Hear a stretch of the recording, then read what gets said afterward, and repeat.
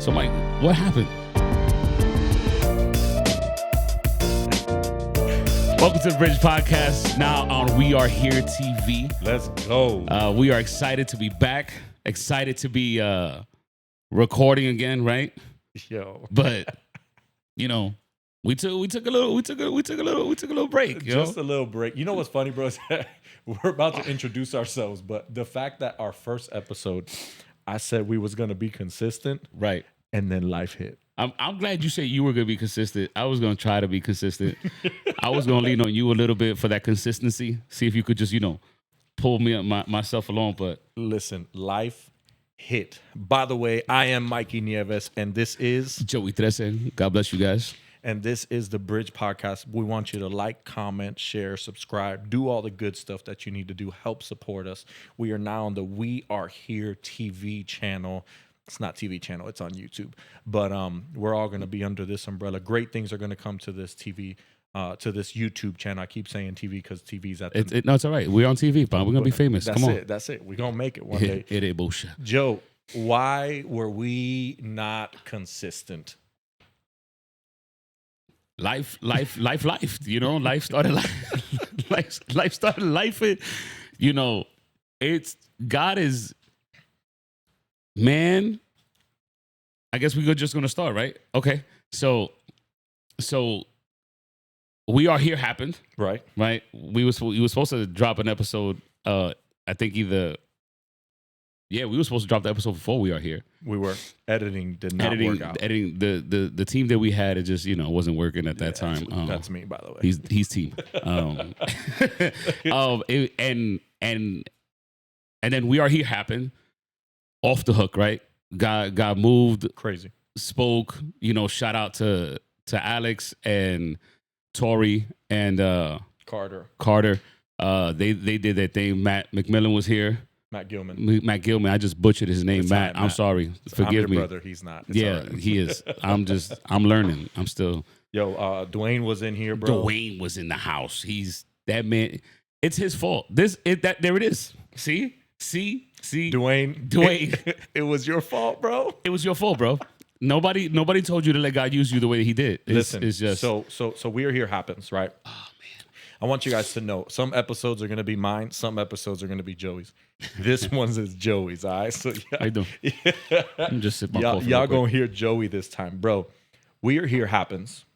God speaks on so many levels, ridiculous amount of levels through people who don't know each other, from different states, right? So we had Allentown with Alex, we had Chattanooga with Tori and Carter, here in Claremont with Dwayne. Shout out Dwayne. None of them knew each other. Matt comes in here the last session, hasn't been to any of the sessions, continues on with the same line that God has been doing. Then comes the end with God getting everybody, reading everybody's mail, regardless of how people feel about prophecy or whatever. If you're in the room that night, there's no way that you can deny it. Right. God speaks to you and speaks to Jesse. And he's talking to me. I'm like, man, we're not doing this. I've done this. I've walked this road before. I'm not. And it's just when you don't know anybody, when you don't know. So Dwayne and I met maybe 2 or 3 weeks before that at a prayer night. At a prayer night. Yep. And it just so happened that I sat behind him, and then you're leading the intercession at that point.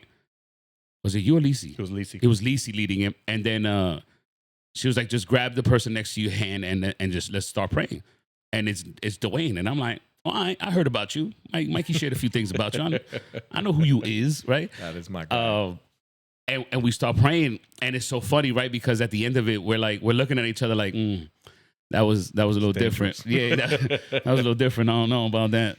But then we get to We Are Here, and God uses. I've been born and raised in this thing, right? And that prophetic word to me sometimes could be very what's the word I want to use? It's very cliche-ish. Okay, yeah. Go with it. Yeah, it could be very, we'll leave it there. I don't want to offend nobody, right? Don't come at me, man. You're just careful with it. Yeah, I'm just sharing my feelings. That's all. Yeah. But this man just starts reading stuff to me that you didn't know about it. You know, this is stuff that Jesse and I spoke about in private and dealt with in private. Right. Jesse, by the way, being his wife. Jesse being my wife. Shout out, baby. Love you. Hey, brownie points. You like that? Come on, man. So he starts speaking and it was so real that you ever get a word that's so real to you that the only thing you can do is just shake your head and be like, all right, yeah, I'm just gonna, because anything else would just, no, You just want to give him a pound so he can shut up. Yeah. And then he just want to keep going. Yeah. So fast forward after that meeting, after that service, I remember maybe half of it, and I remember hitting you up. I'm like, yo, did you record it? And he was like, yeah. He goes, I'm gonna send it to you right now. I said, my man. And then I heard it again, and I'm like, man, God, it's such a scary step to take to move, right? We get so comfortable that it becomes hard for us to move. Yeah. And sometimes God to push us out our comfort zone a little bit. And so before you move on, because you're about to go in, before you move on, to not go too crazy into detail of what was said, it was basically a word of transition. Yes. And transition, a lot of times, especially inside of church, is scary because we leave, like you were just saying, we leave comfort behind. Yeah. We leave familiarity behind. Right. We leave family behind. We leave friends behind. Yeah. Which is crazy, right? Because we're saying we're leaving family and friends behind, but man, we still in touch. Like we still, like that's the one thing I'll never understand. Like even if we transition out of a house of worship or anything, like why does the friendship have to end? So was the friendship just based on the house that we served in? We leave it alone. No, I don't feel like leaving it alone, bro. Because we've been on. And I say we because of, let's just talk about our region where we're at, right? We don't know everybody else's. Right. I know that God is moving ridiculously right now throughout the United States and the world. But here in Florida, here especially in our county, right? Unity is it could be a hit or miss, right? Especially inside of the church, yes, right? And I'm not trying to bash the church. I'm not trying to bash people. I think that we get so caught up on trying to advance the kingdom, and we feel like our church is doing it the right way, that it's hard to think that we're like Publix, right? Yeah. We are one store with multiple departments, and we can just move throughout it. But I think transition is hard because I don't have you anymore, right? Right. So it's and then we do life together when we're in church. Yeah. We go out to eat because we have the same service days. Right. We have the same rehearsal days. We have the same, literally our lives will revolve around our church schedule. So it's easier if we're in the same building to continue to have a relationship with each other. But you and I met outside of the church before we were part of the same church. Yeah. Our families met. Yeah. Our kids played with one another. We were intentional with the friendship that God connected us, right? Because it was you know, all I knew was the Mikey Nieves. You know, that's all I was trying to get away from that. No, not at all. No shot. But we were intentional about it. Yeah. So the only thing that happened once we entered into the same, you know, house of worship is that the relationship got stronger, right? Because of all the things you just mentioned, because we're now on the same service Sundays and Wednesdays and you know, the in-between projects where the church comes together, right? Right. But I've never understood why friendships have to end just because God moves you along or God, you know, transitions you, right? Because at the end of the day, all we're doing is being obedient. That's it. Whether you understand the obedience or not, we're being obedient. Yeah. So in that process of obedience, we exit the church and where we served at, which we loved, and we love the people there and the leadership, and we honor them, right? And it was so overwhelming for me. And I could say my wife, right? Like, I had to take a month off just to like we transitioned out the church, right? We moved homes, right? I had tore up my back, and I was terribly, and I was moving everything through my pickup truck and everything else like that. Yeah. Until some of the guys from my job came with their box truck and did the rest of the stuff, right? But You moved Ava from schools. moved Ava, started a new school. It was just Jesse so many. started a new job. Jesse started a new job. That's wild, Bro. when you start thinking about it right now. When people say a season of transition, bro, like y'all transitioned in so many levels. In a span of 30 days. Yeah. It was wild. It was quick. It's like we are here ended. I have a meeting. We transition out of that. The house thing happens and we move out of that and we sell our house, or in the process of selling our house, right? And then we move from there. Jesse starts a new job. Ava starts a new school. And I'm walking into a place that I know maybe 3 or 4 people in, which is okay, right? And I'm like, what's next? Which is okay, but it's also different for you. Yes. Because, again, you come from a Church of God environment up north. Right. Where everybody's really close. Like, there's one thing that I've known from meeting people from up north and over here is the difference is up north, it doesn't matter what state you're from. If you're in the region, like everybody knows everybody. Yeah. Especially like in the Church of God context. Right. Yeah. So you're coming from knowing everybody up north. Yeah. Moving here, knowing people, going to a church where you were there for a couple of years serving. Right. Where you grew and knew people to now come to a church where ultimately you knew out of a relationship como tal, you knew me and Lisi. Yeah. And the pastors through, yo, what's up kind of thing. Right. But no other relationship inside of this church. No. Like I saw you come in, bro, and you would sit down and you look so uncomfortable. You know when you go to first of all, your back is hurting and you're uncomfortable. Right. And I'm like, it's like if you go to church and you've been going to the same church for a while, you know where if you serving, you know where you're gonna sit at. Right. And if that's your Sunday to sit and eat and receive, you know where you're gonna sit at. Yeah. I walked into the doors and I'm like, where am I gonna sit at? Like, where am I gonna be comfortable at? Like, this is different. Yes, but God knows what He does, man, and I'm grateful for that transition. Right, it pushed me, it stretched me, but then we're here now, and it's like I started getting my feet wet in the church and feeling comfortable, right, and then can I ask you? Yeah, go ahead.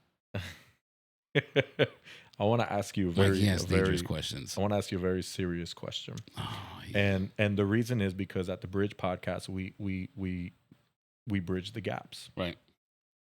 In that transition, you weren't comfortable. No. But if we can call it and be real, you weren't happy. How? Well, okay. I can see your face. How do you manage or balance being obedient to God while possibly at that point not wanting to do that transition or have that transition? And correct me if I'm wrong on how you felt. No, you're right. I struggled with it. I'm not a church hopper. I never was. I never just left church just to leave the church, And when I don't care for title. Let's clear that up real quick. Mm-hmm. Like, never did, never will. Yeah. It don't matter to me. When I serve, I serve. Whether it's going to get food, getting soda, or picking up the speaker from the airport or whatever it is, right? I just serve. That's just who I am. So in that transition, I felt like, man, God, does it have to be this quick? Like, can I give them the month and do that whole thing and everything? Like, it was hard for me to just peel that away, right? Yeah. Because the relationship was deep. You know what I'm saying? So it's like, man, I'm not trying to hurt nobody either. I'm not trying to offend nobody. I'm not trying to, Yeah. But at the end of the day, it's like, I can't die either. I can't not be obedient, right? If the one thing that at this time I can offer God is my obedience, how can I not give it to him? Yeah. So I didn't my mother told me a long time ago. She said, and I had a lot of those days. Yeah. So that's what kind of helped me stay connected, I guess, if we can go down, like, if we could say that, like, just Yeah. because my biggest fear was not coming, and then creating distance, and then that distance starts creating separation, and then that separation becomes, now, how do I get back? You know, and I've done that road of walking away and trying to find my way back, and it hasn't been the easiest. It ain't fun. It ain't fun. It ain't fun. It ain't fun at all. And thankful for my wife, right? Because she always pushed me, like, you gotta go. We gotta be the example. Ava, you know, the kids, you know. So I'm like, yeah. All right, Tayin. We'll go. And grateful for Pastor Kiki, you know, because he understood to an extent the journey that I was on, and he didn't push me, you know. He checked in on me, made sure I was good, you know, vital signs, right? Yeah. But he didn't push me. But every now and then, that little nudge, right? Just, hey, if you get an itch, you know, we can talk about some things and stuff like that. So, I think that's key in any transition, right? If you're going to transition to a house, right? Make sure that your leadership cares about you, and not because of your gifts or your talents, because they care about you, and they want to make sure that you survive it. Yeah, you know. And I know it sounds real dramatic, right? Survive, right? But it's But making the wrong move could be detrimental. You could take 20 steps back. Yeah. But you know what? And then you know what I really respected about you guys is, and I don't think we ever talked about this. Well, we'll just make it public now with you guys. Wow. I really respected your guys' transition because of how you honored both parties. Number one, right? We talk about healthy transitions in churches all the time. And how do you do that? Do you give time? Do you this? I think a healthy transition always has to do with honor. Right. You've honored your old house, and you honored this house. Right. And you've done very well with that. Not only that, you guys transitioned without a position. Right. Normally we'll see transitions because you're upset. Right. You weren't upset. Normally we see transitions because we were offended. You weren't offended. No. Or we'll see transition because we think of the word promotion, which is a whole nother podcast. Yeah, we'll talk about that another day. Right. But because, for example, I would have called you and said, hey, Joe, I need a youth pastor, and you're going to move into a ministry. Y'all transitioned from ministry to the pew. Yeah. That's wild. I bro, without stuttering. Right. I thought about this throughout your transition, and while you're talking, it just hit me harder now. Like, you transitioned from ministry, like just leading worship, you leading media and sound, to a pew. You transitioned into the process. That's not easy. That takes humility. And I'm not saying this to boost you up. I think as Christians, like, we got to understand when we let me rephrase, as Christians, as children of God, we got to understand that when we are obedient to his voice, the Bible says that the Spirit led Jesus into the desert, into the wilderness, to be tempted. We're not always going to be led into the next promotion. Sometimes we're going to be led into the next process. Yeah. And I feel like that's where you guys were at. Yeah. Still are. And still are. Right. But then we, fast forwarding a little bit, right? A couple months, we jump into the living room, which is what you and Jess, God gave you guys this years ago. Yeah. And 4.5 years ago. You stopped doing it for a couple of years, right? Yeah. Again, out of obedience, right? And out of honoring a house to what happened here a couple of weeks ago. Right. By the way, we say here we're at KOG Claremont right now, King of Glory Claremont. And you did the living room worship at the warehouse. Right. And real quick, just what the heck? And we didn't stop. We didn't stop the living room because of where we were serving, right? Correct. Thank you for. Yeah. Because I don't, you know. You weren't told not to do it. Cuenta clara, right? Yeah, you know what I'm saying? Yeah. Thank you. But we did it more because of the season that we were in and the capacity in which we were serving. Correct. We wanted to focus more on that. Yeah. Right. And that's not something like. And that's what I meant by the house. Right. 100%. You were honoring the house. Yeah. I'm going to honor my position here. Right. Because it's like, you know, when you serve, man, ministry, life, family, it can be so consuming, you know. But it's not everyone's gonna get it. Right. You know, my brother and I, we used to have a lot of conversations because, you know, we're both baseball fanatics and we want to do a lot of we wanted to try to do some preseason games now that we're in Florida, you know what I'm saying? Take advantage of some preseason games, a little less expensive, you know what I mean? But there would be days that he was like, bro, can we go this day? And I'm like, I got an event, I got to be here. Yeah. And then, hey, how about this day? Jesse's singing on that day, and I'm doing sound, so I can't do that. Right. So it became like he was like, bro, like you always in the house. But he was never mad because I couldn't make the time to go with him. It was just like, bro, like you really involved, and it's like, yeah, because when you love what you do, right? When you love what you do. Man, if you're serving, and I don't know why I'm gonna say this, if you're serving and you don't love what you do, you got to reanalyze what you're doing. Yeah, because you gotta love what you gotta love. Yeah. If you're gonna serve, you're doing it because at the end of the day, that final product that you're giving God in whatever capacity it is, you're honoring Him with that. Yeah. You know what I'm saying? So when I serve because at the end of the day, whatever it was that I was assigned to do, I did it to the best of my abilities, and it honored God. Yeah, and that's the thing, right? Like Bro, first of all, when you have that love for God and you have the love for the kingdom, right? Mm-hmm. I think this is where people confuse church, confuse ministry, confuse being busy. Right. Because there have been times where it's been abused, right? Let's be honest. Like there's been times where it's been abused. But Right. when you love God, Mm-hmm. it's inevitable, and there's no way that you can't love people. Right. And when you love people, you want to serve people. Right. Right. So we confuse because, of course, we can't always go into that depth, but the spirit of excellence, right? Right. If we want to speak Come Christianese, we hear it everywhere, right? The spirit of excellence. Yeah.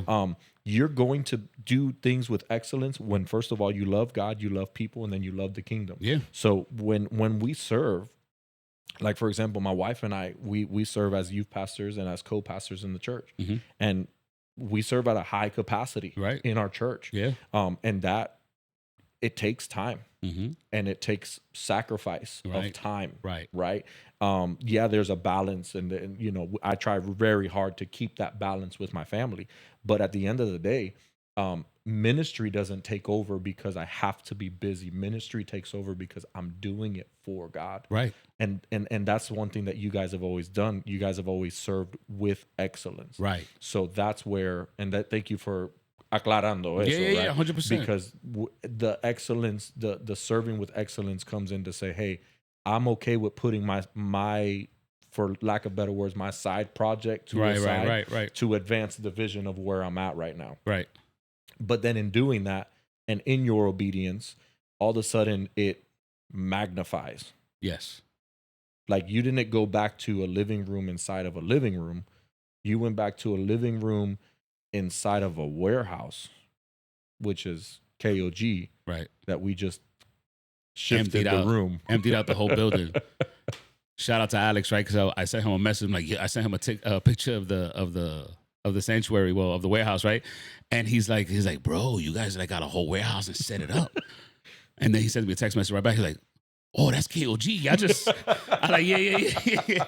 I mean, the budget ain't that big. I can't go be renting out warehouses and stuff. But listen, bro, like it shows the heart of honor, because when you honor God and you honor people, God honors you. Yeah. So your vision literally magnified from literally 0 to 100. Yeah. Where in the room, I'm sure you have the statistics of who was here. Yeah. There's about 10 churches. About 10 churches, and I think one of the counts that we got, it was random, right? Because people move. I think it was almost 100 people in here. That's crazy. And we was joking around, right? Because we had a meeting with everybody, just a little call, get everybody on the same page. The worshipers that voluntarily want to be participating in, and the band members and stuff like that. And somebody asked, like, what happens if we get so many people? And if you've never been to KOG or never seen anything, there's two big garage doors on the side, and Pastor Kiki jumps on the call like, we'll just open up the doors and we just, they could stand outside, and nobody understand that week it was gonna be like 20 degrees outside and it was gonna be cold. I was legit concerned because I said, Lord, we Floridians. The news said it was gonna feel like it was 17 degrees or something like that. Mm-hmm. I'm like, we Floridians, bro. Yeah, y'all not built for this. We good with hurricanes. Like, we'll go out and play inside of a Cat 5 hurricane. Right. Canoes and everything. We not coming out when it feels like it's 17 degrees. I didn't know whether to put on sneakers that day or put on Timbs. Bro. It was cold, cold. It was cold. Like, we're breaking down, and I walked outside to put my drum set away, and I was like, yo, this is wild. Está frío. But mind you, in the room, though. No, I felt it was crazy in here. And the room was different. Bro.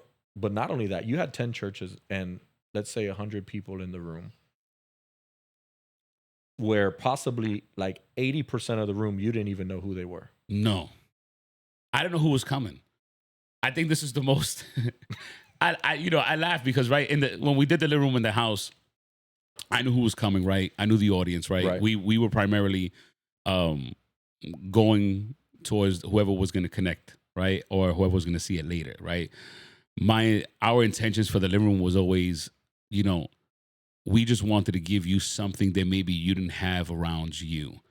And if you didn't know how to get back into the building, we wanted to give you at least a setting where you can worship and hear a word, in the hopes that if the word touched you and you wanted to reconcile with God, you would get in contact with us, and regardless of the state that you're in, we'll connect you with a church. Yeah. That's good. We've lost so many friends and families because they feel hurt by the church, right? Yeah. Let's say it that way, right? Because we always say the church hurts. The church doesn't hurt. Something offends us, or something may be said out of context, or we're a little too sensitive on any given Sunday, and it just whatever it is. So, or maybe just someone actually hurt you. Yeah, maybe someone's just a jerk. Right. So we just wanted to make sure, like, at the end of the day, like, it was a safe place. Yeah. Right. So when we fast forward starting the living room, God gave it to Jesse, and it was just, can we bring everyone together? Mm-hmm. And then God started speaking to the both of us, and it's like, man, hence the video, if you haven't seen it, right? It was just where I grew up, touching base a little bit on what you said when we was up north, is like, when I grew up, it was like, bro, we was close. You know what I'm saying? Yes, there's Assemblies of God and Church of God and all that other stuff, but we knew everybody. Right. Like you knew everybody. You know, especially when we would hit like a Winterfest, or we did a summer camp, or Campaña de Jóvenes and all that other stuff. Like we knew everybody.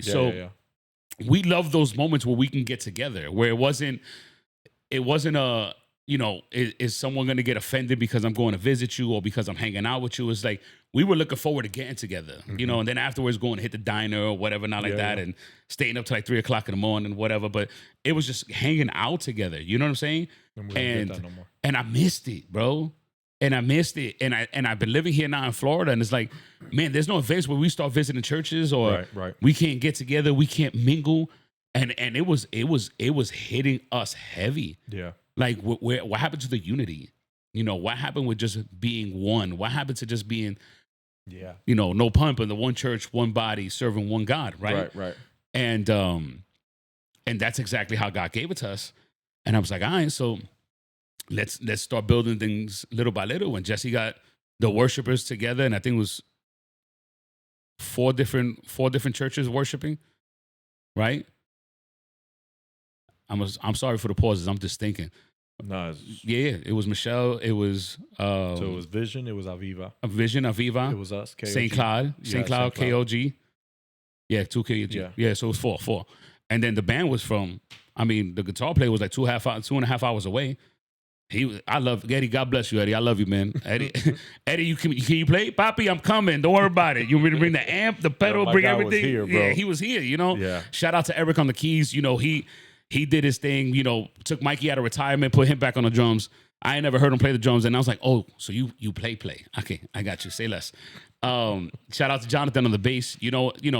people just showed up, and I'm talking about people came from like 2.5 hours away, and there was, let's keep it 1,000 right now, right? Nobody got paid. Nobody was given anything. We gave you sandwiches, coffee, water. Budget. No budget. Like there was nothing. It's like, hey, Pa, I love you. Can you come help me out? Yeah. And it was yes. And I missed that. Yeah. Right. Yeah. If there's anything that I loved back in the day, and I mentioned this to you before, like any event that we're gonna set up or whatever. Now, if we was up north, I could put a band together within 20 minutes, no problem. And I came out here and I'm like, man, I don't know nobody. Right. And then there are those, and God bless, because I know you live off of your gifts and this is how God what God gave you to live off of, right? But sometimes, you know what I'm saying, we ain't got to give, but we want to give God our best. And I'm so thankful for those that said yes that day and came in and legit gave God their best. And shout out to the house, right, man? I shared this with Alex with a text message, and I was like, man, I'm overwhelmed. I said, why?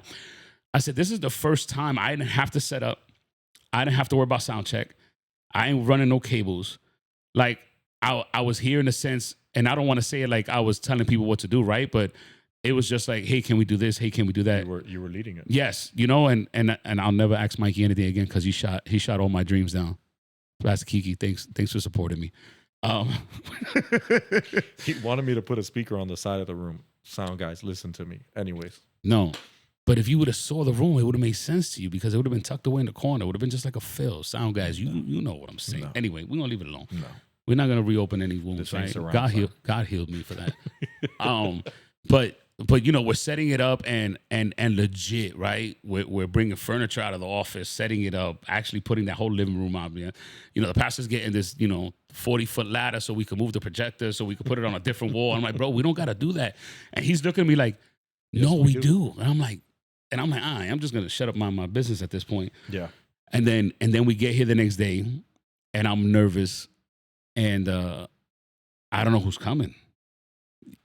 People say they're coming, right? Right. But we don't know who's gonna come. And then rehearsal starts. And I'm like, man, if these people don't come in the building, they're not gonna understand what God's about to do in here. Because it was rehearsal and it was getting thick. It was crazy. It was just, and mind you, none of these people have sang together before. The musicians never played for any of these people outside of Jesse, right? You've never played with any of them. So it's just, it just proves that when you can come together under one roof for the sole purpose of just worshiping and honoring God, that mesh happens, And it was amazing to see that in the light promotion, right? Shout out to my man Isaac. Man, Isaac, I love you, bro. Thank you. Those videos were dope, bro. Crazy. Thank you for taking out from your time and just taking the vision that we had for those videos and editing it and putting it together and allowing us to share that. It gets me emotional because there are just certain people that just get you. And when you want to do something with excellence, right? And they get that part of it, and there's no fee behind it, right? Yeah. It wasn't it's not shout out to Isaac Productions for what you did. No, thank you, Isaac, because he didn't ask me for nothing. He didn't demand anything from me. He won't ask you for something, right? He gonna ask you something because it's a different love, right? And at the end of the day, this is what he does, right? Yeah, we ain't telling everybody to do everything for free. Isaac, my bad if I'm killing your budget right now, man. I'm trying to help you out. Sorry, Isaac, that's my bad. But it's just when you have those kingdom connections, right? It's different. It's just like all he did was, hey, can you show up on this day and at this time and let's knock it out. And my man, we did the recording on a Saturday, and I had the videos back by Monday. Yeah.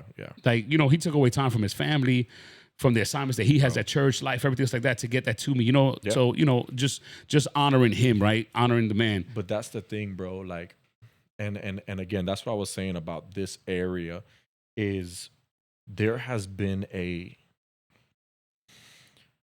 don't even know what to call it, man. A repetitive sound of unity, if we want to be mad spiritual. A repetitive, like we just keep hearing unity and unity and unity and unity. And it's crazy to me that it's taken us this long to just get out of our heads. And I think because we would always think, I don't think it's the church's fault. I think we just got to the point where it's like, I don't think they'll do it, so I'm just not going to go ask them. Because it was so effortless, bro. It was. And like, I've had these conversations with, I can't say hundreds because that's medio exagerado, with 10, 15 people, bro. Mm-hmm. And they're like, man, churches just got to get together. Yeah. Bro, and it's just like constant. Churches got to get together. Churches got to get together. But I've really realized, bro, that unity is not just, let me come to your event. Right. Unity is not just, let me support you. Right. Unity is in our minds. It's a mindset. Mm-hmm. Right? You said it. We came in here and we understood the assignment. Mm-hmm. Yo, we're coming in here to worship God, bro. Right. We ain't mentioned no churches. Right. We didn't, like, we say it because we want people to feel it. Right. This is happening. Yeah. Right. Revival happens in repentance, but revival also happens in unity. Come on. Right. And I think that's what we're missing. We want revival. Right. I promise you, all of our churches are praying for it. Right. But it doesn't just happen with repentance. It happens with unity. Yeah. Right. It says that they were all together in one accord when they were up there praying in Acts 2. They were in one accord. They didn't say they were just there. No, they were in one accord. They were in one spirit. They were in one mindset. Right. Then we saw revival break out. You know what I'm saying? Yeah. And that's where now we're seeing like the revival at SCU, at Southeastern University. We're seeing UCF, University of Central Florida, gathering, bro, for hundreds of college students getting baptized at freaking midnight. Right. You know what I Right. mean? Like, and it's not because we did living room. That's not what I'm saying. But what I'm saying is that there is a, I feel like God is bringing us back. And it happens out of obedience and it happens out of unity. Yeah. So, and it's funny, right?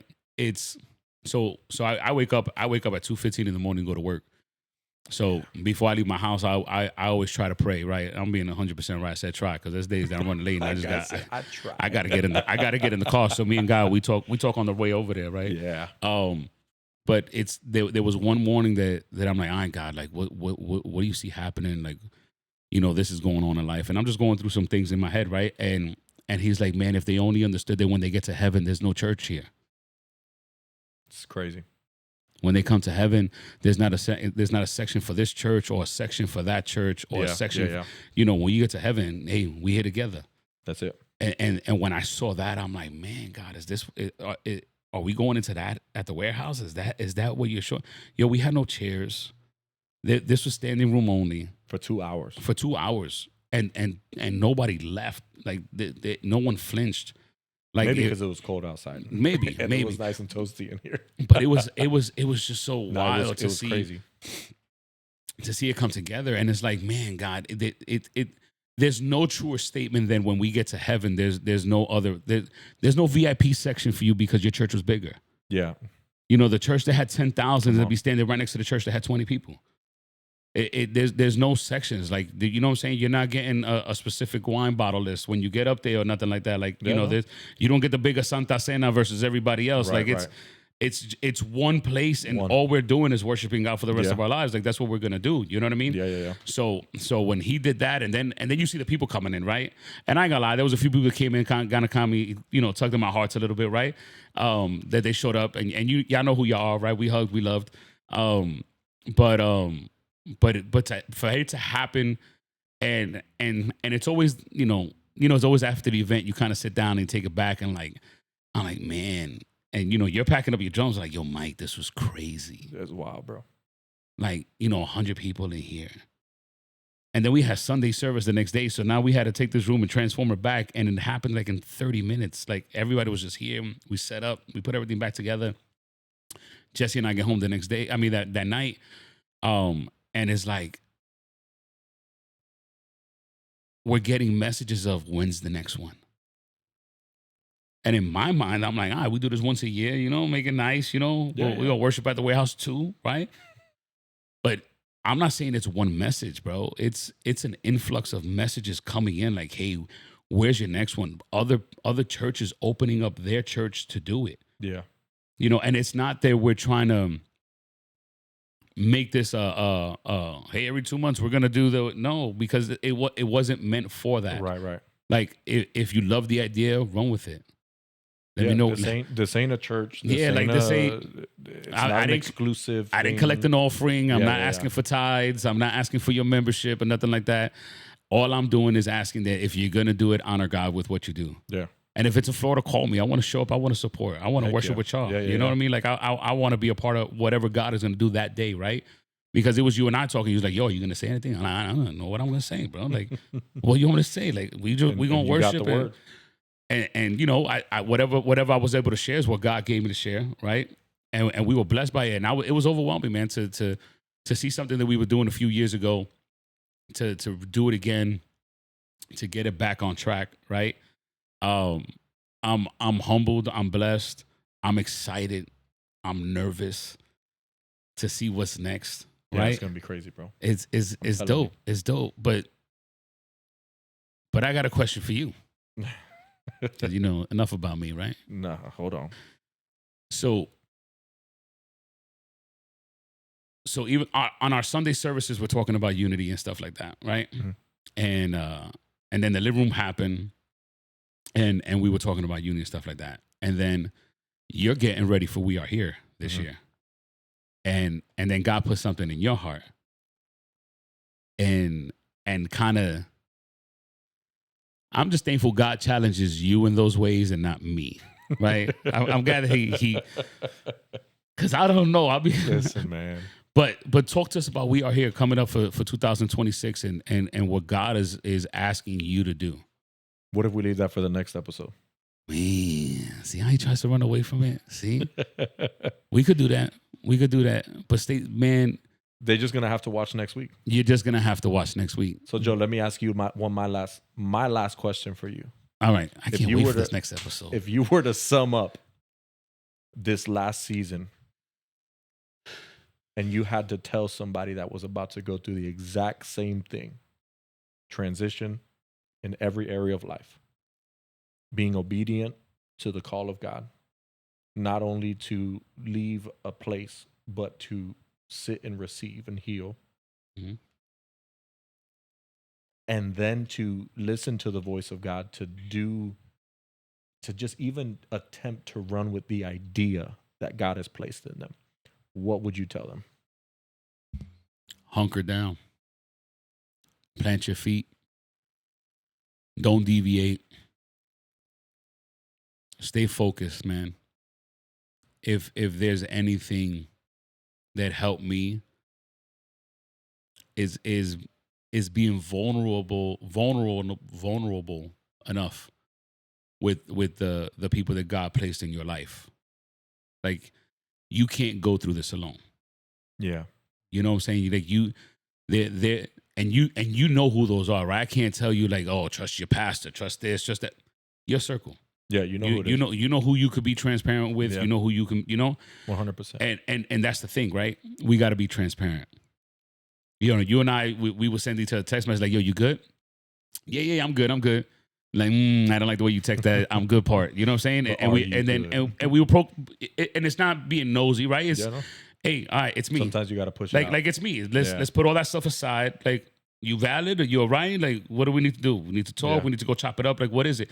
There are people in your life that they're just there for you. 100%. And they're gonna want to push you along, and they want the best for you and your family. Mm-hmm. So I think if I can tell anybody anything, is just hear the word of God, digest it, but put the plan in action, regardless of how hard it gets, regardless of what challenges come up, because you will be challenged, regardless of what trials may pop up. They're gonna come. Just stay focused, keep pushing forward. The outcome is greater than the battle that you're gonna face. Mm-hmm. There's victory at the end of the road, right? There's a light at the end of the tunnel. Right, all these, it's real. It's there. There. Like we may not want to see it because we're going through it right now, and it's hurting us, and it's affecting us, and we're fighting with people, and we're battling with people, and we just want it to just stop because enough's enough.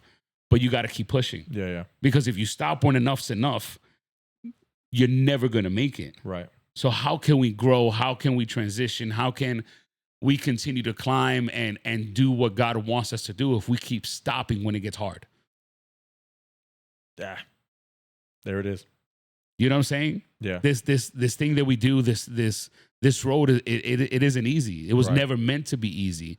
And I ain't gonna lie to you and tell you that it is easy. It's not easy. Mm-mm. You know, we're gonna go through some stuff because there's decisions that we got to make that not everybody makes. Right. Yeah. There's certain no's that we're gonna have to make because we have to say no, right? But if you stay focused on what God gave you and you hunker down and you stay the course, right? And I know I'm saying a whole bunch of cliches, man. I'm trying really not to because I'm not big on cliches, but it's what it is, right? It is. You know, just it's what we were just talking about, bro. It's simplicity. Yeah, man. Like, a close friend of mine, you know, passed away a few years ago, Josue Pimentel. He was like, listen, there's going to be a point in time where you're just going to have to keep crawling just so you can keep moving forward. Yeah.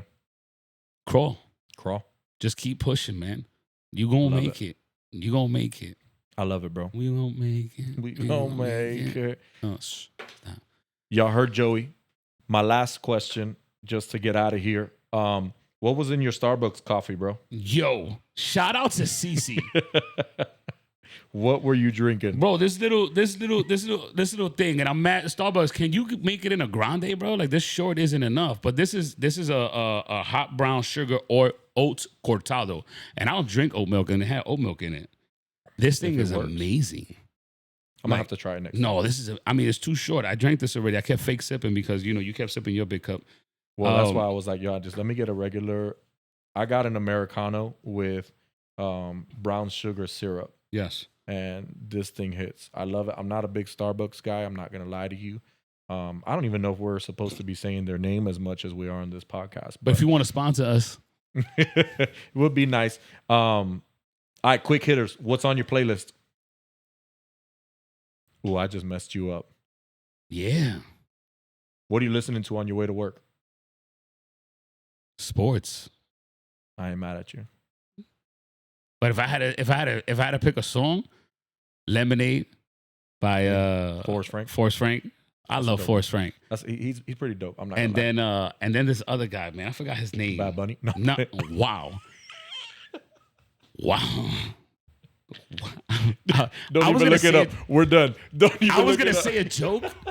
I don't want to say the joke, like, because. No, hold on. What's this cat's name? Don't even look it up. We know. Rimo Sonero. Yo, if y'all haven't heard Rimo Sonero, he's got a few joints, English and Spanish. Like, yeah. I'm gonna have to check him out. Nah, I haven't heard it. Yeah, Rimo Sonero, man, he's dope. I got him on Spotify. Ask me for the playlist. I'll hit you up. I'll give it to you. We're gonna check it out. Listen, this was the Bridge Podcast. We are back. I'm with my man Joey Tracy and Mikey Nieves here. Tracy. No, we Spanish. Trece. My bad. Fix it for me. Joey Tracy is in the building, y'all. Y'all already know we back. The Bridge Podcast. We are here. TV.tv. You know what I'm saying? Stay connected. Like, comment, subscribe, share, do all the good stuff. We love you. Let's continue to build. Peace.